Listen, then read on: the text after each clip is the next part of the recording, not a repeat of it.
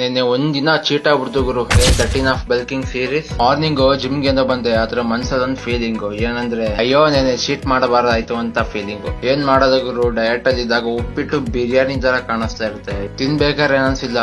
ಬೆಳಗ್ಗೆ ಜಿಮ್ಮಿಗೆ ಬಂದ್ಮೇಲೆ ನನ್ ಮೇಲೆ ನನಗೆ ಗಿಲ್ಟ್ ಫೀಲ್ ಆಗ್ತಿತ್ತು. ಇನ್ಮೇಲೆ ಏನು ಮಾಡಕ್ ಆಗಲ್ಲ, ನೆಕ್ಸ್ಟ್ ಟೈಮ್ ಆ ತಪ್ಪು ಆಗದೆ ಇರೋ ತರ ನೋಡ್ಕೊಬೇಕಷ್ಟೇ. ಇದೇ ರೀತಿ ನನಗೆ ನಾನೇ ಮೋಟಿವೇಶನ್ ತಗೊಂಡು ವರ್ಕೌಟ್ ಗೆ ಎಂಟ್ರಿ ಇದೆ. ಇವತ್ತೇನಪ್ಪಾ ಬೆಳಗ್ಗೆನೆ ವರ್ಕೌಟ್ ಮಾಡ್ತಾರೆ ಅಂತ ಅನ್ಕೊಂತಿದೀರಾ? ಇವತ್ ಕಾಲೇಜ್ ರಜಾ, ಹಂಗಾಗಿ ಬೆಳಗ್ಗೆನೆ ವರ್ಕೌಟ್ ಮಾಡೋಣ ಅಂತ ಇವತ್ತೊಂದು ವರ್ಕೌಟ್ ಇದು ಬೈಸೆಪ್ಸ್ ಟ್ರೈಸೆಪ್ಸ್.